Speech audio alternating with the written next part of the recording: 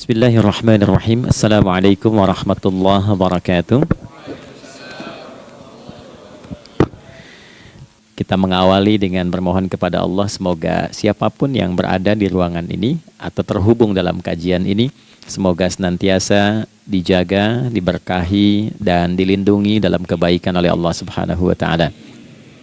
Kenapa harus sholat? Ini poin pokoknya. Mengapa sih umat Islam itu cukup hanya misalnya dengan bersyahadat saja dipandang sudah berislam, lalu berbuat baik? Kenapa mesti ada sholat? Kenapa bahkan yang pokok sampai 5 waktunya? Dan jumlah rakaatnya pun diatur sedemikian rupa, sampai teknisnya pun dijelaskan dengan rinci. Saking rincinya, bila ada yang menyimpang dari rincian itu, maka dianggap sholatnya tidak sah dan mesti diulang. Shallu kama ra'aitumuni usalli, salatlah kalian seperti kalian persis melihat aku menunaikan salat. Dan dalam salat inilah kemudian ada sanad yang tersambung secara ketat sampai-sampai dalam hadis Muslim nomor hadis 397. Demikian di Al-Bukhari juga diabadikan di nomor hadis 757 oleh sahabat Abu Hurairah. Sanadnya tersambung kepada Khalad bin Rafi Az-Zuraiqi, seorang yang salat di samping Nabi tapi bermasalah salatnya. Lalu Nabi meminta beliau untuk mengulangi sholatnya. Sampai 3 kali peristiwa itu, hingga beliau berkata, Ya Rasulullah, au kama qala, alimni ma uhsinu ghairah. Ya Rasulullah, tolong ajarkan kepada aku, karena aku tak punya pengetahuan lebih dibandingkan dari apa yang telah aku kerjakan.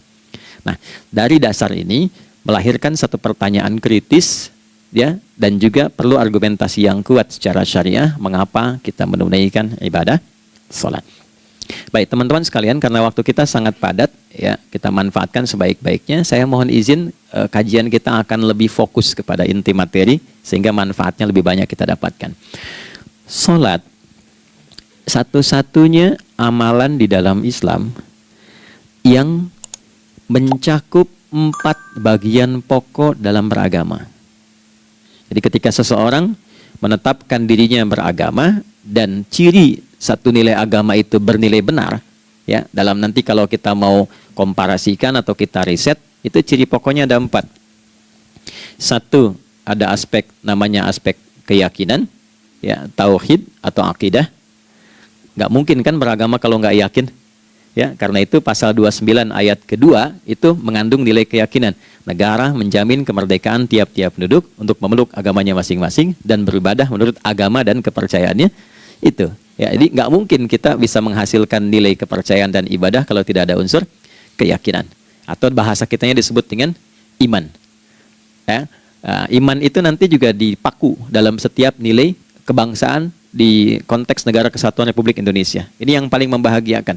Jadi mau jadi pegawai apapun itu syarat, ya, salah satu syarat yang melekatnya beriman dan bertakwa kepada Tuhan Yang Maha Esa, gitu kan? Ya, kemarin saya di BPK itu ada 11 bab Romawi, 40 pasal. Ya, di bab yang keempat pasal 13 tentang pemberhentian dan pengangkatan itu ada 11 poin A sampai K. Di poin B yang keduanya, syarat menjadi bagian dari anggota BPK itu beriman dan bertakwa kepada Tuhan Yang Maha Esa.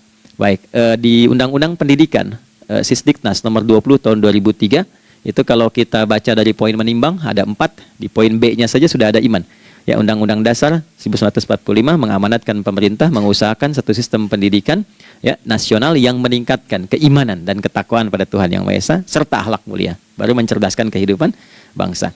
Ya, secara singkat, 1, agama dianggap benar kalau ada doktrin keimanan, ada akidah, ada tauhidnya. Yang kedua, ada ibadahnya. Ya, sebagai pembuktian kita beriman, buktinya apa? Ya kan? Saya beriman kepada Tuhan, kita tetapkan, misalnya Allah. Apa pembuktian keberimanan kita kepada Allah? Ya, kan pembuktiannya itu mesti diwujudkan dalam bentuk sikap. Sikap itulah yang disebut dengan ibadah. Nah, konsepsi ini ada di Quran surah ke-20 Thaha di ayat ke-14. Innani anallahu la ilaha illa ana fa'budini.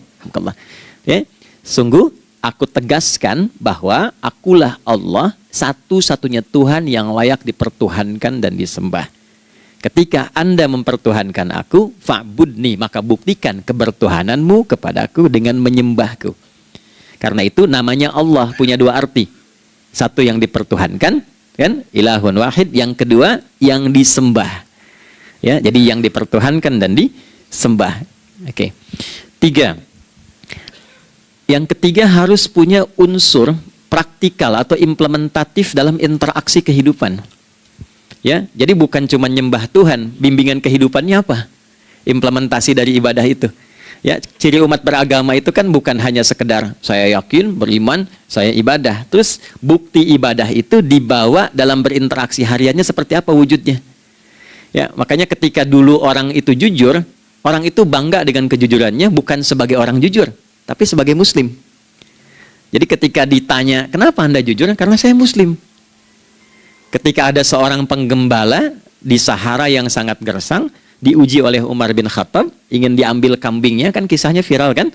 Baik ya? Oh, tapi ini bukan punya saya. Bilang aja pada tuan Anda, kalau kambingnya hilang satu dimakan serigala. Lantas di mana Allah? Jawaban itu yang menggetarkan kepada jiwa. Jadi kebenaran yang diungkap dengan sikap kejujuran itu implementasi nilai beragama.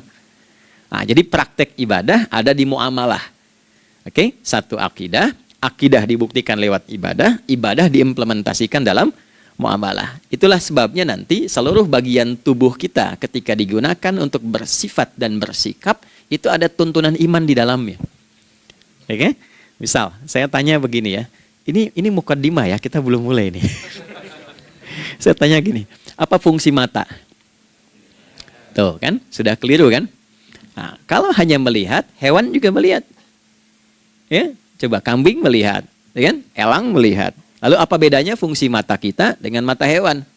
Ternyata ketika kita meriset ayat-ayat Al-Quran terkait dengan fungsi tubuh kita, itu rata-rata dibuka dengan iman dulu. Quran surah 24, surah Cahaya, ayat 30 untuk laki-laki, 31 untuk perempuan. Qul lil mu'minin. Ya Muhammad katakan, viralkan pada pria-pria yang menyatakan dirinya telah beriman. Yaghuddu min absarihim, gunakan pandangannya itu yang dibimbing oleh imannya untuk melihat yang baik saja menurut standar imannya. Jadi kalau menurut imannya tak baik, nggak boleh dilihat. Karena itu ketika Anda sudah mengatakan asyhadu an la ilaha illallah, asyhadu anna Muhammad Rasulullah, kalimat itu dari lisan turun ke hati, itu jadi cahaya ke bagian tubuh kita. Makanya ketika Anda melihat, itu ada cara pandang tertentu yang dibimbing iman. Standarnya beda dengan tanpa iman. Kalau nggak ada iman, semua mungkin terlihat. Tapi ketika ada iman, hati kecil Anda akan bicara, ini nggak baik. Palingkan. Nah, memalingkan dari yang tak baik menurut iman, itu namanya ghaddul basar. Oke? Perempuan juga begitu, setara. Wa kullil mu'minati yaghdudna min absarihinna. Dan katakan pada setiap perempuan yang menyatakan dia beriman, maka gunakan pandangan itu dengan bimbingan imannya. Ketika tak baik menurut imannya, palingkan.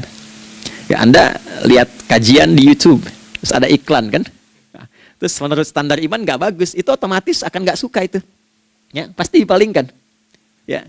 Anda kalau naik pesawat ya, tugas keluar tuh, pertagas tugas keluar. Kalau pramugari lagi demo tuh yang dilihat pramugarinya apa demonya tuh. Nah, iman itu akan bekerja di situ tuh. Ya, palingkan tuh. Nah, sama dari mata turun ke, jangan langsung ke hati aja, ke lisan dulu kan, ya, ke mulut kan. Itu mulut tuh ketika digunakan fungsinya, imannya disebut dulu. Ya, Quran surah 49 ayat 11 misalnya, ya. Ya ayyuhalladzina amanu, imannya dulu. La yaskhar qaumin qaum. Ayat 12-nya la yaghtab ba'dukum ba'dha. Hai orang-orang yang telah menyatakan beriman. Kalau pakai alladzina disebutkan 1080 kali dalam Al-Qur'an, itu kalimatnya diksinya singkat, padat, mencakup semua tanpa sekat. Oke, jadi kalau laki-laki, perempuan, tua, muda, besar, kecil, beda strata, duniawi, itu semua tercakup di dalamnya. Hei semua yang telah menyatakan beriman, gunakan imanmu untuk membimbing lisanmu bertutur. Kalau masih merasa punya iman, jangan gunakan lisan untuk mencela, merendahkan orang. Untuk bergibah, membuat hoax. Didetilkan oleh Nabi, kalimatnya jelas. Man kana yu'minu billahi wal yaumil akhir, falyakul khaira aw liyasmut. Siapapun. Nah, dari alladzina ketika dirinci pakai man. Ya, man itu bentuk tunggal, ya, personal, tapi maknanya general. Jadi kalau Anda, saya, kita baca ayat atau hadis ada man, posisikan Nabi sedang bicara ke kita. Ya, hei Adi Hidayat, posisikan Nabi bilang gitu tuh.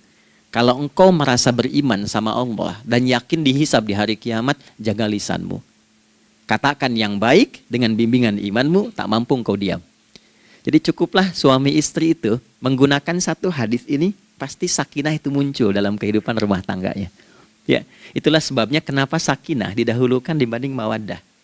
Hati-hati ya, Mbak, walaupun namanya sakinah, nggak ada ini nggak akan datang tuh ketenangan tuh. Ya, ada yang tahu nggak rahasianya? Kenapa sakinah duluan dibanding mawaddah?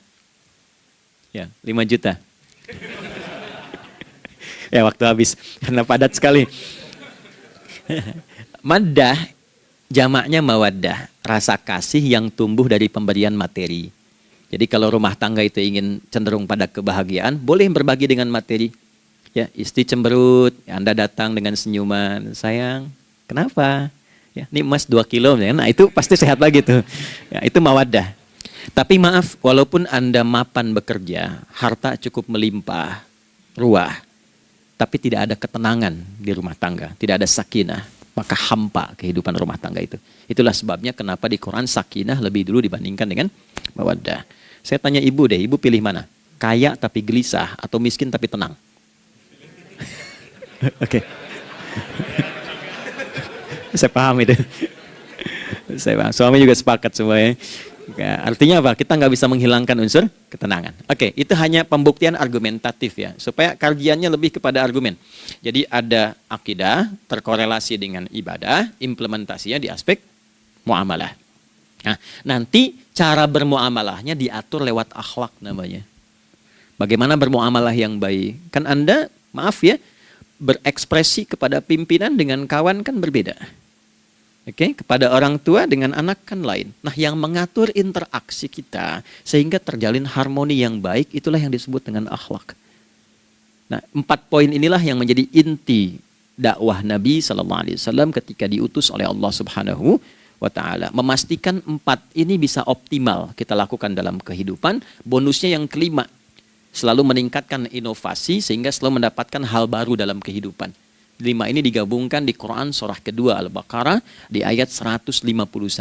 Kama arsalna fikum rasulam minkum yatslu alaikum ayatina. 1, oke, wa yuzakkikum. 2, akhlak. Wa yuallimukumul kitaba. 3, wal hikmah. 4, 5, wa yuallimukum ma lam takunu ta'lamun. Kelima-limanya ini digambarkanlah dalam bentuk ibadah yang melatih kita sebagai pondasi awal menuju dan memantapkan 5 hal ini, yaitu sholat.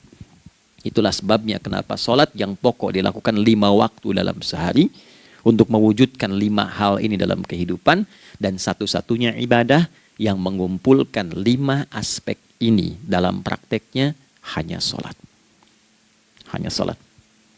Oke. Mari kita detilkan, kita rinci, dan di sini kita akan mulai kajian kita. Yang tadi mukadimah ya. Baik, kita punya 30 menit. Wah, padat sekali. Bismillahirrahmanirrahim. 1. Salat adalah perwujudan iman seorang hamba. Karena itulah kalimat salat pertama kali disebutkan dalam Al-Quran, itu letaknya setelah kalimat iman. Al-Baqarah ayat 3. Alladzina yu'minuna bil ghaibi wa yuqimunas shalah. Orang-orang yang telah menyatakan beriman dan konsisten menjaga imannya. Beda alladzina amanu dengan yu'minun. Amanu telah beriman. Tapi kalau dia komitmen dan konsisten terus menjaga imannya sampai saat dia berpulang pada Tuhannya, maka berubah nanti bentuknya kalau di bahasa Arab jadi mudhari'. Kalau di bahasa Inggris kan tuh punya 3 arti. Present, continuous, and future. Jadi kalaupun sekarang terus berlangsung sampai masa depan pun saya tetap akan beriman. Nah, pembuktian untuk menjaga iman itu pembuktian utamanya pada sholat. Itulah sebabnya satu-satunya amal ibadah dari rukun Islam yang 5 itu, ya, satu-satunya amal ibadah yang disebut iman dalam Al-Quran hanya sholat. Teman-teman boleh buka Quran surah kedua Al-Baqarah di ayat 143. Ya, di pertengahan ke ujung ayatnya. Saya percepat. Wa ma kana Allahu liyudhi'a imanakum. Dan Allah nggak akan pernah menyia-nyiakan salat seseorang yang dikerjakan karena imannya. Ayat ini turun, maaf, ketika ada terjadi pergantian arah kiblat. dari yang tadinya semula ke Masjidil Aqsa, lalu berputar 180 derajat, beralih ke Masjidil Haram. Nabi sedang berada di luar Madinah. Madinah tempo dulu, wilayahnya nggak seluas cakupan sekarang. Oke, kalau diilustrasikan, area sekitaran Masjid Nabawi sekarang itulah Madinah lah. Di luar itu sudah di luarnya. Nah, Nabi sedang sholat, riwayatnya banyak menyebutkan, ada yang mengatakan zuhur, ada asar, ada maghrib. Di pertengahan itu turunlah Al-Baqarah ayat 144. Qad nara taqalluba wajhika fis sama' falanuwalliyannaka qiblatan tardaha fawalli wajhaka syatral masjidil haram. Maka berputarlah dengan turunnya ayat ini 180 derajat menghadap ke arah Masjid Al-Haram. Problemnya adalah ketika Nabi dan pengiring beliau kembali ke Madinah, area Masjid Nabawi, kan nggak semua masyarakat ikut. Maka virallah informasi itu bahwa kiblat telah beralih ke kiblat awal, yaitu Ka'bah Al-Musyarrafah. Maka penduduk panik pada saat itu. Status sholat kami yang tadi dikerjakan bagaimana? Karena sudah nggak bisa diulang, sudah pindah waktu. Maka turunlah kemudian firman Allah yang Al-Baqarah 143 itu, wa ma kana Allahu liyudhi'a imanakum. Karena engkau mengerjakan sholat itu dengan imanmu, maka Allah nggak menyia-nyiakan imanmu itu. Maksudnya apa? Walaupun arah kiblatnya tidak tahu mengarah kepada sisi yang belum berubah, tetap dihitung pahalanya sempurna karena imannya. Gitu. Nah, ini nanti yang menjadi landasan turunnya Al-Baqarah ayat 115. Walillahil masyriq wal maghrib fa aynama tuwallu fathamma wajhullah. Kalau Anda sedang tugas nanti di lapangan, lalu sulit menemukan arah kiblat. Aplikasi susah karena sinyal nggak masuk misalnya. Oke, kemudian juga matahari agak remang-remang sehingga sulit untuk terlihat patokannya. Maka dengan keyakinan, dengan iman itu, menghadaplah ke arah yang kita yakini, maka berlakulah Al-Baqarah 115. Di saat itu diterima amal ibadah kita sama dengan yang menghadap kiblat dengan dasar imannya. Oke, nah pengertian terbaliknya, mafhum mukhalafahnya, maka Nabi mengatakan, al-farqu bainal mu'min wal kafir tarkus salah. Beda antara orang yang beriman dengan yang belum beriman adalah pada sholatnya. Jadi kalau ada orang mengatakan sudah beriman dan tidak menunaikan sholat, ini artinya keimanannya belum diakui sepenuhnya oleh Allah Subhanahu wa Ta'ala. Jelas ya? Halo, kenapa sedih begini? Maaf, saya terlalu cepat nggak? Enggak ya? Baik. Jadi dalam poin ini penting pembedanya di sholat. Itulah sebabnya kenapa dari kecil kan, usia sekian, dari mulai 3 ke arah 7 tahun contohkan. Ya, orang tuanya sholat bentangkan sejadah. Kalau bisa, kalau anak sudah mulai suka tuh kasih model sejadah yang anak-anak sukai bentuknya. Ya, dulu ada anak saya senang model mobilan, saya tidak sebutkan supaya tidak endorse gitu ya. Dikasih sejadah dengan pola itu, dia senang tuh ikutin. Kita nggak minta sholat, dia datang sendiri. Ya, nanti setelah mulai 7 tahun kan baru diajarkan dengan baik, diajak ke masjid kalau yang laki-laki. Demikian seterusnya. Ya, mengapa dari awal dituntun seperti itu? Untuk memberikan sebuah penguat bahwa penjagaan iman dimulai dari sejak dini. Ya, tapi di Indonesia saya perhatikan kelasnya sudah advance. Ya, TK sudah manasik gitu. Okay. Itu satu ya. Karena nanti kalau Nabi bilang begitu artinya akan terjadi orang mengatakan beriman tapi tidak sholat. Ya, makanya keras dari awal Nabi katakan bahwa pembeda antara orang yang beriman dengan yang baru klaim beriman itu pada sholatnya. Ya, pada sholatnya. Mengerjakan sholat maka sah status imannya, tidak menunaikan sholat maka bermasalah imannya. Itu poin yang pertama. Yang kedua teman-teman sekalian, ibadah. Kita lanjut ya. Sholat adalah bagian pokok terpenting dari ibadah. Nah, di sini kita akan mulai membuka sedikit rahasia terkait dengan aspek ibadah ini. Teman-teman sekalian, ternyata sholat ini ketika oleh Allah diturunkan dalam Al-Quran, dalam konteks penunaian ibadah, bukan berarti hanya mengkoneksikan atau mengkorelasikan hubungannya dengan iman saja, bukan. Karena saya beriman, saya buktikan ibadah nyembah Allah lewat sholat. Dalilnya Quran surah ke-20 ayat 14. Innani anallah la ilaha illa ana. Aku tegaskan akulah Allah, nggak ada Tuhan yang layak dipertuhankan dan disembah kecuali saya. Fa'budni, kalau Anda telah menyatakan beriman padaku, buktikan keberimananmu dengan menyembah saya dalam ibadah. Bentuknya bagaimana ya Allah? Teruskan ayatnya. Wa aqimis sholata. Tunaikan sholat sebagai bukti ibadah. Itu li dzikri, sebagai zikir kepadaku. Jadi korelasi antara ibadah dengan iman sudah kita sebutkan dalilnya. Sekarang ibadahnya tersendiri ketika ditunaikan. Apa manfaat dari ibadah itu? Mengapa mesti ada 5 waktu? Dan apa turunan manfaatnya dalam kehidupan kita? Kalau kita mengerjakan itu, dampaknya kepada kehidupan kita apa? Nah, inilah indahnya di dalam Islam, dijelaskan dalilnya, diberikan contohnya, diberikan alasannya, dan yang paling indah, diberikan penjelasan dengan detail tentang manfaat-manfaatnya. Ini tidak ditemukan di dalam konsep keyakinan manapun. Kalau teman-teman boleh mau riset, silahkan. Ada nggak satu keyakinan agama tertentu yang dari ibadahnya tuh diatur? Cara memulainya, bacaannya, detailnya, manfaatnya, waktunya, sampai dengan hasilnya, sampai kiamatnya. Ini menunjukkan bukan karya manusia.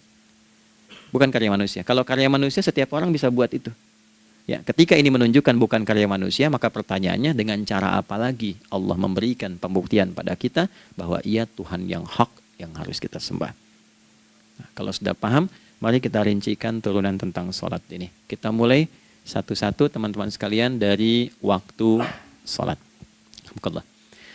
Seperti kita ketahui, waktu sholat ada 5. Tapi yang sering kita dapati dari yang 5 ini tidak semua orang mengetahui tentang makna dari nama dan pembagian di waktu ini. Yuk kita mulai rincikan. Sholat yang pertama namanya apa?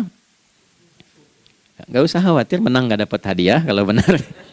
Salah juga keterlaluan. Oke, 1, subuh. Dia satu-satunya nama sholat yang punya 2 nama ya. Subuh dan fajar. Oke, Pak Fajar, Pak waktu sholat. 2, zuhur. 3, asar. 4, maghrib. 5, isya. Oke, rumus hitungannya 24, 4, 3, 4. Ya. Rumus bilangannya 24, 4, 3, 4. Kalau mau tanya nomor koneksi dengan Allah, 24, 4, 3, 4. 2 subuh, 4 zuhur, 4 asar, 3 maghrib, 4 isya. Oke, pertanyaannya, apa artinya nama itu? Selama ini jangan-jangan kita hanya tahu namanya, tapi tidak memahami maknanya.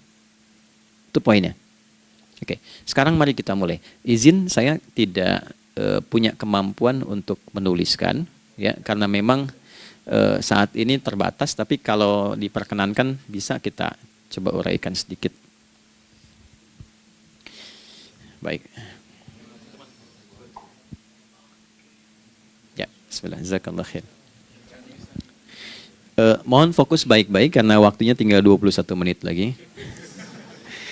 Izin saya pastikan dulu ya supaya terlihat dengan baik. Ibu kelihatan di sana? Bagus. Saya kira tuh hanya di Sumbawa Barat. Ternyata di Pertagas pun perempuan-perempuannya imannya luar biasa. Maksudnya belum saya tulis sudah kelihatan. Imannya luar biasa. Oke, kita mulai dari yang pertama ya, 5 waktu sholat. Kita mulai dari 1 dulu, subuh. Teman-teman saya turunkan dulu ya. Izinkan saya tulis pakai bahasa Arab dulu supaya gampang.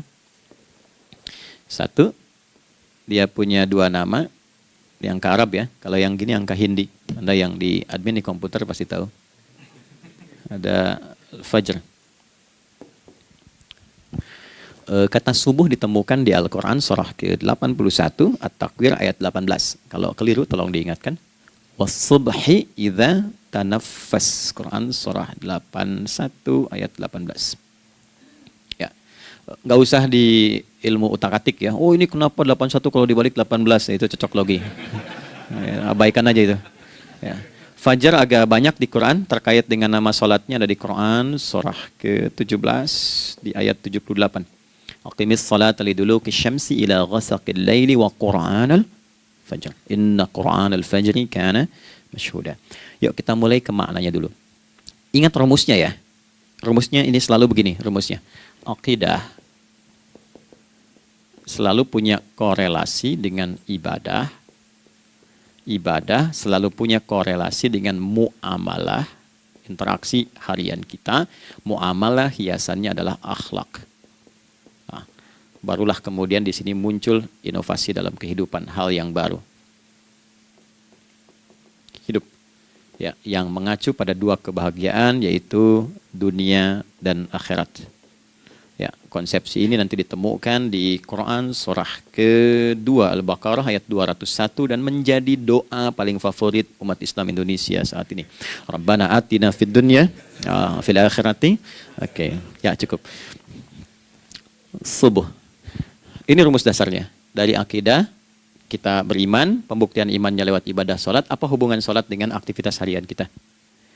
Subuh asalnya terkolerasi dengan kata asbah. Oke? Asbah itu asalnya sesuatu yang sudah siap dengan rencana yang matang. Baik, orang Arab tuh kalau bertanya begini, kaifa asbahta ya akhi? Kaifa asbahti ya ukhti? Bagaimana kabarmu di pagi ini? Itu bukan hanya nanya kabar kesehatan. Beda dengan kaifa haluk, beda.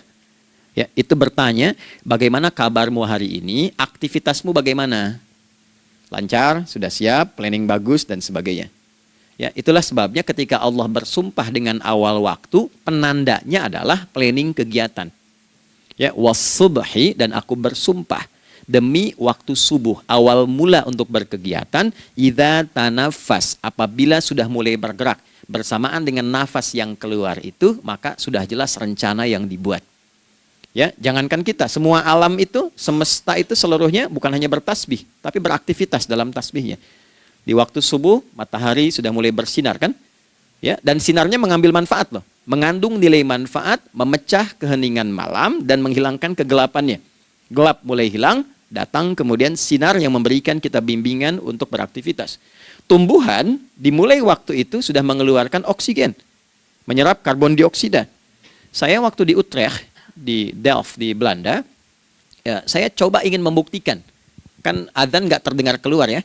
Jadi sebelum waktu subuh itu saya keluar, kebetulan flatnya waktu itu dekat area hutan yang agak rimbun, enak gitu, udaranya bagus. Itu sebelum subuh terasa karbon dioksida. Walaupun cuma beda hampir 1 menit. Tapi begitu masuk waktu subuh, keluar kesegaran yang luar biasa. Oksigen yang keluar. Ya, ini kan nggak mungkin kalau kuasa Allah tuh nggak mungkin terjadi seperti ini kalau bukan kuasa Allah Subhanahu Wa Taala. Tapi poinnya adalah yang bicara begini Quran. Nah sekarang yang ingin saya katakan adalah alam semesta dalam konteks seperti matahari, kemudian tumbuhan, binatang, ayam bahkan mulai berkokok punya planning yang teratur. Masa kita makhluk yang dihisab tuh nggak teratur, nggak punya perencanaan? Maka subuh itu mengajarkan kepada kita, jangan sampai ada orang Islam yang punya keimanan, lalu menunaikan sholat, diajarkanlah oleh Allah, setiap masuk subuh itu harus punya agenda yang jelas. Planning yang terukur. Jangan terjadi mengaku muslim, beriman, tapi nggak jelas perencanaan hidupnya. Jam 7 mau di mana? Jam 8 kerjakan apa? Anda dari sini ketemu 7 ke 4, atau setengah 8 ke setengah 5, 8 jam kerja. Oke, berangkat jam berapa? Petakan di jalan macetnya di sebelah mana? Ukur sampai kantor tiba jam berapa? Apa yang mau dikerjakan di kantor? Itulah Islam, itulah subuh. Sehingga tidak ada satupun orang Islam di era Nabi mengajarkan beraktivitas kecuali terukur dan teratur. Bahkan Nabi memulai itu evaluasinya di malam hari. Sehingga turun di antara surah Al-Insyirah itu ada ayat yang tegas mengatakan di ujungnya, فَإِذَا فَرَغْتَ فَانْصَبْ. Evaluasi yang telah berlalu di malam hari. Evaluasinya menyeluruh sampai ke zikirnya. Dicatat nih. Ya, aku hari ini secara spiritual itu, mohon maaf, sholat jamaahnya berapa waktu tuh? Dari 5. Oke? Misalnya dari 5 itu cuma 4, berarti koreksi ada yang kurang. 1. Ya. Yang kedua, secara intelektual sudah berapa bacaan yang dibaca saat ini? Ilmu yang ditingkatkan, mensyukuri anugerah akal dan sebagainya. Bekerja sempurna enggak? Turunkan ibadahnya bagaimana? Ketika ada yang kurang, istighfari. Ya, sebagai seorang ayah, ada nggak sesuatu yang salah yang dilakukan belum sempurna? Sebagai seorang ibu, anak dan sebagainya, istighfar. Itulah sebabnya sebelum tidur Nabi ajarkan istighfar. Yang kita tahu 70 kali kan, 100 kali. Yang saya tanya, 1 ke 70 itu istighfar apa saja? Apakah hanya bilangan di lisan? Atau dari lisan diingatkan oleh pikiran, ditembuskan ke hati? Istighfar sebagai seorang ayah yang kurang maksimal melihat anak dengan baik. Anda boleh punya jabatan di kantor, boleh direktur, boleh manajer, boleh macam-macam. Tapi ketika Anda pulang, Anda seorang ayah. Saya di Timur Tengah disebut syekh, di sini dipanggil kiai, dipanggil ustadz. Pulang ke rumah, anak saya nggak kenal itu semua. Anak saya nggak peduli itu semua. Belum pernah seumur-umur saya mengajar, lalu saya pulang, anak saya menunggu depan pintu dan memanggil, Kiai. Tidak ada. Dia ingin ayahnya. Ya, kenapa nggak kita hadirkan istighfar pertama kita itu karena kita kurang perhatian. Kurang perhatian kepada anak misalnya. Saya kalau pulang tengah malam dan semua tertidur, saya lihat satu-satu. Perbaiki cara tidurnya, doa, lihat satu-satu, minta ampun sama Allah. Dan ya kadang sebelum mengalirkan air mata kita nggak bisa tidur karena nggak tahu nanti ketemu lagi nggak di akhirat. Ya, itu poin yang paling penting. Nah, jadi istighfar pertama itu untuk diri kita, ketaatan pada Allah, untuk diri kita sebagai anak pada orang tua, sebagai suami punya tanggung jawab istri atau sebaliknya, demikian seterusnya. Nah itu kalau sudah kita bisa lakukan, dievaluasi, direncanakan besoknya. Fa idza faraghta fansab, direncanakan lagi yang berikutnya, besok mau ngapain, tulis malam. Kalau kita biasakan begitu tidurnya enak. Karena nggak ada beban, damai hidupnya. Dengan teman damai kalau ada perselisihan sebelum tidur. Ya, jadi nggak ada orang mengigau itu masalah-masalah kehidupan dunia yang belum tuntas. Ini dunia saat terjaga bermasalah, saat tidur pun masih bermasalah. Gara-gara kamu nih, kapan istirahatnya? Ya. Nah, ketika kita bangun dari subuh itu, maka rencana yang sudah kita siapkan itu, teman-teman sekalian, dibawa menghadap Allah supaya minta kemudahan, minta kelancaran, minta pendampingan, minta bimbingan. Itulah sebabnya kita dipanggil sholat di awal waktu, supaya rencana yang sudah kita siapkan itu minta taufiknya, persetujuan dan perlindungan dari Allah. Inilah yang menjadikan rahasia umumnya para sahabat memulai berkegiatan sejak dari masjid. Teman-teman boleh riset deh, hadis-hadis tentang sholatnya sahabat dan kaitannya dengan syuruk dan pekerjaan. Rata-rata memulai dari masjid. Mereka tungguin, evaluasi, begitu siap, syuruk, minta sama Allah, berangkat. Saya mau kasih satu rahasia ya, boleh jadi ijazah tapi ini diantara kita aja ya. Anda boleh lakukan, berangkat ke masjid itu dengan baik, terus minta misalnya, ya Allah, Kau perintahkan aku untuk berikhtiar, sekarang aku lakukan. Kau perintahkan aku untuk merencanakan, sekarang aku ikhtiarkan. Mohon lindungi, mudahkan, dan berikan bimbingan terbaik untuk mendapatkan hal yang wajar, halal, baik, dan kau ridhoi. Anda berangkat. Pulang, sebelum nyampe rumah, mampir dulu ke masjid. Masjid terdekat dari rumah aja. Sholat 2 rakaat, situ. Ya, sholatnya bisa sholat wudhu, tahiyatul masjid, dan sebagainya. Setelah itu pulang. Doa dulu habis sholat, ya Allah, aku telah berikhtiar seperti apa yang telah Engkau perintahkan. Sekarang aku memohon rizki darimu seperti apa yang telah Engkau janjikan. Kalau dengan semua ikhtiar ini belum cukup menurunkan rizki darimu, maka mohon tunjukkan padaku saat ini dengan cara apa lagi aku mesti berikhtiar. Oke? Silahkan Anda pulang dengan suasana itu ke rumah dan lihat apa yang terjadi. Rasakan bedanya, bedakan rasanya, dan pasti terasa bedanya. Gak ada kesan yang lain pada jiwa. Jadi yang dibawa ke rumah itu bukan aura kantor. Bukan aura jalan yang macet. Tapi ada ketenangan, kenyamanan, dan kenikmatan. Kalau teman-teman mau pakai sunnah sahabat ini dalam dunia pekerjaan, dan Anda lakukan coba sehari ini saja, rasanya pasti beda. Ya, ini bagian pertama. Nah, ketika kita ingin datang menghadap Allah, dan mulai membawa rencana kita, kan perlu isyaratnya kan, kapan dimulai? Gak bisa tiba-tiba saya bangun jam 3 langsung sholat subuh, kan tidak begitu. Ya kan? Mesti ada satu sinyal dulu, yang dari sinyal itu ada feedback pada diri kita untuk merespon, gitu kan? Nah, pancaran respon atas sesuatu yang memancar akibat satu hal yang terjadi, kalau di gaya itu kan kalau ada gaya gerak, gaya dorong kan? Ya, kalau nggak salah F1 sama dengan F2 kan? Nah, gaya gerak sama dengan gaya dorong. Geraknya dikit, bunyinya kecil kan? Kencang bunyinya. Kencang. Terus ada F berbanding lurus dengan P, hukum Pascalnya. Gaya berbanding lurus dengan tekanan, kan? Semakin banyak gaya semakin tertekan. Nah, respon yang muncul ketika ada satu misalnya gaya, tapi responnya sifatnya materi sifatnya. Ya, misal kalau Anda mau mengebor air, kan? Kemudian keluar terpancar tuh dari bawah itu keluar misalnya air. Nah, itu namanya infajar. Infajar. Dalilnya Quran surah kedua ayat 60. Wa idzistasqa Musa liqaumihi faqulna idrib bi'asakal hajar fanfajarat min husnata asyrata aina. Nabi Musa kata Allah itu kaummu 12 suku minta mata air. Dan nggak tanggung, setiap sukunya minta satu, katanya supaya nggak rebutan. Maka Allah firmankan, pukulkan tongkatmu yang kayu. Lihat diksinya detil sekali. Pukulkan tongkatmu yang kayu ke batu itu, maka batu itu akan terbelah dan mengeluarkan pancaran 12 mata air. Ya, tongkat kayu dipukulkan ke batu, batunya yang hancur. Karena Musa seorang nabi, gitu kan? Anda punya tongkat emas, pukulkan ke batu, maka keluar 12 air mata. Gitu kan? Nah ini, infajar. Kalau respon yang keluar itu respon buruk. Misal dalam nafsu, kan suka ada triggernya yang memancing respon, terus nafsu keluar kan? Ya, apa saja itu? Lihat gambar yang nggak bagus, nafsu keluar, itu kan? Lihat sendal bagus, nafsu keluar, macam-macam ya. Nah itu fujur namanya, fujur. Hurufnya masih sama, cuma bentuknya berbeda. Fa, jimnya masih ada waw, ada ra-nya, fujur. Quran surah 91 di ayat 7-10, wa nafsi wa ma sawwaha fa alhamaha fujuraha wa taqwaha. Fujur tembus ke nafas, nafas memerintahkan yang buruk disebut su. Nafas ketemu su jadi nafsu. Makanya nama lain fujur itu nafsu. Dalilnya Quran surah 12 ayat 53. Wa ma ubarri'u nafsi innan nafsa la'ammaratun bisu. Ya, la'ammaratun bisu'i illa ma rahima rabbi. Oke, nafas ketemu su. Teruskan. Tapi kalau pancarannya pada sifat yang baik. Oke? Membelah sesuatu yang gelap menjadi baik, terbuka, memancarkan respon panggilan yang baik, maka berubah katanya menjadi fajar. Oke?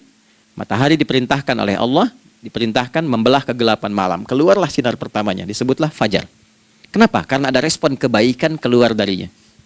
Baik, perhatikan baik-baik. Quran surah kedua, ayat 187. Wa kulu washrabu hatta yatabayyana lakumul khaytul abyadu minal khaytil aswadi minal fajar. Itu untuk matahari. Kita lagi tidur enak-enak, sudah nyiapin rencana malam-malam. Tiba-tiba ada panggilan. Allahu Akbar, Allahu Akbar. Itulah tandanya hati kita mengkonfirmasi iman kita dalam diri kita. Cepat, sudah adzan. Pernah begitu? Nah, konfirmasi itulah dalam bahasa lain yang disebut dengan fajar namanya. Datang. Jadi waktunya matahari membelah disebut dengan fajar, konfirmasinya pun disebut dengan apa? Fajar. Ya, jadi bersamaan waktunya dengan dua hal itu. Datanglah panggilan. Itu yang dimaksud Quran, hubungan iman dengan konfirmasinya sampai ke sholatnya ada di Quran surah 8 ayat 2. Innamal mu'minuna iman alladzina idza dzukirallahu adzan wajilat qulubuhum iman.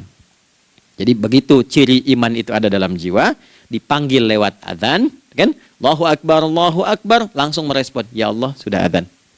Walaupun setelah adzan ada lagi getaran, baru adzan belum qomat gitu kan. Nah, misal ya. Nah, tapi inilah fajar. Jadi maksudnya rencana Anda ini agak jarang dibahas ya. Mohon maaf, ilmu ini agak jarang. Jadi jangan Anda bilang saya bid'ah, bukan. Ya, bukunya ada, referensinya ada. Cuman karena jarang dikaji, jangan sampai kekurangan pengetahuan menghukumi yang tahu jadi salah gitu. Ini poinnya. Jadi saya kalau bahas satu masalah itu bukunya saya kumpulkan. Tafsir awal sampai akhir yang ada apa, buku-buku tentang sholat apa, baru kita keluarkan. Jadi bagian topik-topik tertentu yang dibahas. Problemnya ketika membahas tentang ibadah cuma dua. Satu, tentang bacaan, doanya apa. Yang kedua, tentang gerakan, bagaimana mengerjakannya. Yang ketiga, jarang dibahas hikmahnya apa. Padahal rumus dalam ibadah itu dalam fikih tiga-tiga mesti dipakai. Ini Quran surah kedua ayat berapa? Ayat 129. Rabbana wab'ats fihim rasulan minhum yatlu 'alaihim ayatika ini wa yu'allimuhumul kitaba ini wal hikmah ini. Barulah kita mendapatkan sesuatu yang baru. Ya. Ini wa yuzakkikum, dan di 151 Al-Baqarah wa yu'allimukum ma lam takunu ta'lamun. Jadi ini bukan ilmu yang baru, bukan, belum tahu saja. Jadi selama ini yang kita kerjakan jangan sampai terbatas pada ritualnya saja untuk mencukupkan ini. Hubungan ritual dengan ini apa gitu. Ya, jadi subuh ini mengkonfirmasi bahwa ada satu keteraturan dalam kegiatan kita. Ya, alhamdulillah. 2, siang. Oke, setelah subuh, fajar, salat apa? Zuhur. Oke, saya tanya pada Anda, zuhur itu artinya apa? Sudah, cukup katakan wallahu a'lam. Waktunya terbatas ya. Nah, sahabat ditanya nggak tahu loh, alam Anda sahabat bukan, tabiin bukan. Zuhur. Waktu tinggal 4 menit lagi. Oke, teman-teman, kalau kita jeli, ini kan sholat dikerjakan di siang hari kan? Siang itu bahasa Arabnya nahar. Naharun itu siang. Tapi kenapa sholatnya zuhur? Kok nggak sholat nahar gitu? Ya, lohor ya, ini paksain tuh. Zuhur, lohor. Ya. Terus sore, biar nyambung cepat. Sore, bahasa Arabnya kan masa. Masa al-khir, selamat sore. Kenapa kok sholatnya asar? Kok sholatnya namanya asar? Oke? Maghrib, Isya. Isya kan malam kan? Kenapa nggak lail? Lail itu kan malam. Kalau ada yang istimewa di malamnya, itu lailah namanya. Makanya ketika turun Al-Quran disebut Lailatul Qadar. Karena malamnya istimewa. Beda, lail dengan lailah itu beda. Lail itu waktu malam, lailah ada yang istimewa di malam itu. Ya, jamaknya lail, layali, lela, lili, lala, itu malam. Ibu lili, ibu malam-malam. Ya. Zuhur artinya jelas, terang. Ada idhar, dibaca dengan jelas, terang, nggak boleh dengung. Man amana, itu kan?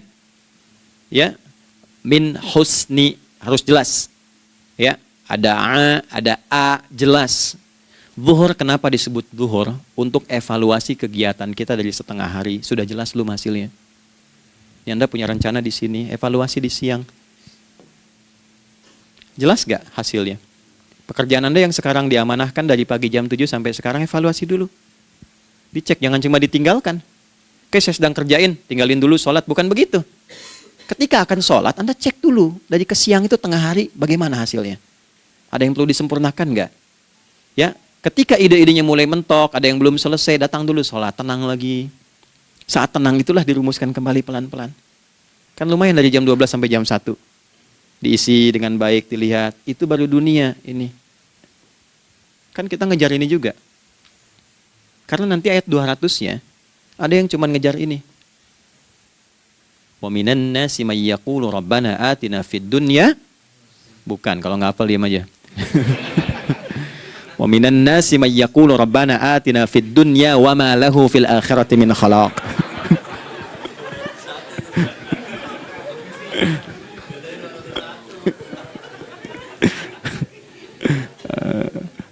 Paham kan? Dan di antara manusia ada yang fokusnya hanya dunia yang dikejar. Sehingga nggak kebagian akhiratnya. Padahal dia tahu dia mau pulang. Yang lebih aneh lagi, pengen pulang surganya Firdaus dekat dengan Nabi. Tapi tiap hari kerjakan dunia. Dunia lagi, berangkat gelap, pulang gelap. Terus meninggal gelap juga. Ini kan repot. Nah, maka mesti investasi kan. Anda kalau tugas keluar kan, apalagi keluar negeri kan hukumnya beda. Bekalnya pun tidak sama. Anda tugas ke Amerika, mata uangnya sudah beda. Hukumnya sudah beda. Terus pengen pindah ke alam barzah, pengen hukumnya sama dengan dunia, mustahil. Ya, makanya dimensinya beda, keadaannya tidak sama. Baju yang dipakai kan beda. Barang-barangnya nggak sama. Makanya disebut telah meninggal dunia, meninggalkan semua yang melekat pada dunia. Pindah ke alam lain, persiapan menuju titik akhir yang tidak ada ujungnya lagi. Nggak ada pembuka lagi. Jadi sudah ujung begini, nggak ada ruang lagi yang lain. Itu akhirat namanya. Makanya di sini cuma 2 pilihannya. Kalau nggak ke surga, nah itu. Ya. Apa investasi yang ada di sini? Maka siang itu dicek dulu. Pekerjaan jadi ibadah nggak? Tadi niatin ibadah nggak waktu berangkat dari rumah? Kan? Waktu ngetik, waktu ngerjain di kantor, jadi ibadah nggak? Kalau ibadah, Anda nggak mungkin berbuat kriminal. Anda nggak mungkin berbuat maksiat. Nggak mungkin nipu, nggak mungkin nyogok. Nggak mungkin korupsi. Kan lagi ibadah. Nggak mungkin curang. Kan lagi ibadah. Anta budallaha ka'annaka tarah. Anda itu mengerjakan segala hal sebagai ibadah, merasa diawasi Allah. Fa in lam takun tarah fa innahu yarak. Kalaupun Anda merasa nggak melihatnya, Anda yakin Anda dilihat. Itulah kerja pakai iman, maka ini di bawah akidahnya. Jangan ditinggalkan. Nah, inilah yang selama ini kita butuhkan. Ya. Inilah yang melahirkan nilai etik, makanya adanya dalam jiwa. Takwa itu kan dalam jiwa, melahirkan etos. Etos mendorong kepada logos, logos melahirkan patos. Kepantasan dalam bekerja. Jadi Anda sekuat apapun ilmunya, kalau nggak punya etos, itu rusak. Jadi tidak cukup akal sehat. Jiwa yang sehat itu lebih penting. Banyak orang akalnya, saya ingat, akal itu tidak memberikan perintah. Dia hanya merumuskan satu instruksi dalam jiwa supaya mudah dilakukan dan dieksekusi oleh fisik. Jadi akal yang sehat itu seberapa pandai ilmunya, seberapa cepat mengeksekusi perbuatan. Tapi kalau yang dieksekusi itu dari perintah nafsunya, masalah. Habis saja waktunya tuh. Ya. Ini gimana ini? Tolong jawab loh. Nah, teman-teman, karena sudah habis waktu jam 1, kita baru zuhur ini. Nah, yang paling menarik itu gini, yang paling menarik kalau ada orang belum sadar sampai zuhur tentang akibat kehidupan ini, maka muncullah asar. Apa asar itu? Kenapa mesti disebut dengan asar? Dan apa manfaat istimewanya asar kepada jiwa kita? Itu di kesempatan lain kita akan bahas. Teman-teman, waktunya sudah habis ya. Saya menghargai Anda, kan tidak boleh juga saya ngajarkan tapi mengambil yang sesuatu yang tidak tepat ya. Kita buktikan keimanan kita dengan mengerjakan amanah pekerjaan di tempat ini dengan baik, waktu digunakan dengan baik. Kita saling mendoakan supaya semua kita dijaga oleh Allah Subhanahu wa taala. Maafkan saya, lain kesempatan kita berjumpa kembali untuk melanjutkan apa yang telah kita bahas hari ini. Mari kita berdoa, semoga doa kita diterima oleh Allah Subhanahu wa taala. Allahumma taqabbal minna innaka antas sami'ul alim wa tub 'alaina innaka antat tawwabur rahim. Nahmaduka kama 'allamtana an nahmadak wa nashkuruka syukran kama 'allamtana an nashkurak. Antal muqaddim wa antal muakhir biyadikal khair innaka 'ala kulli syai'in qadir. Ya Allah, kami memuji-Mu seperti Engkau mengajarkan kami untuk memuji dan bersyukur atas segala nikmat-Mu seperti Engkau bimbing kami untuk mensyukuri segala nikmat-Mu. Allahumma salli wa sallim wa barik ala habibikal karim rasulikal mustafa al-amin sayyidina Muhammadin wa ala alihi wa sahbihi ajma'in. Ya Allah, anugerahkan kami kemampuan untuk terus bersalawat pada Rasulullah, sehingga dengan itu kami mendapatkan kemampuan yang baik untuk meneladani kemuliaan beliau dalam beraktivitas kehidupan. Rabbana la tada' lana fi maqamina hadza dhanban illa ghafartah. Ya Allah, jika ada pendosa hadir di ruangan ini atau terhubung dalam kajian ini, maka jangan biarkan ya Allah ia meninggalkan tempat ini dan kajian ini kecuali Engkau telah ampuni seluruh dosa-dosanya. Wala hamman illa farajtah. Ya Allah, jika ada satu di antara kami yang menghadiri kajian ini membawa kegelisahan, maka mohon tenangkan keadaan hatinya. Wala asiran illa yassartah. Jika ada yang sedang diliputi oleh kesulitan, maka mudahkan, ringankan dan hilangkan seluruh kesulitannya. Wala maridan illa syafaitah. Dan bila ada di antara kami yang diuji dengan penyakit, maka mohon angkat dan sembuhkan penyakitnya. Rabbana atina fid dunya hasanah wa fil akhirati hasanah wa qina adzabannar. Wa sallallahu ala sayyidina Muhammad wa ala alihi wa sahbihi ajma'in. Wa akhiru da'wana subhanakallahumma rabbana wa bihamdika nashhadu an la ilaha illa anta nastaghfiruka wa natubu ilaik. Walhamdulillahi rabbil alamin. Nasrun minallah fathun qarib wa basyiril mu'minin. Terima kasih untuk semuanya. Mohon maaf kami langsung pamit. Assalamualaikum warahmatullahi wabarakatuh.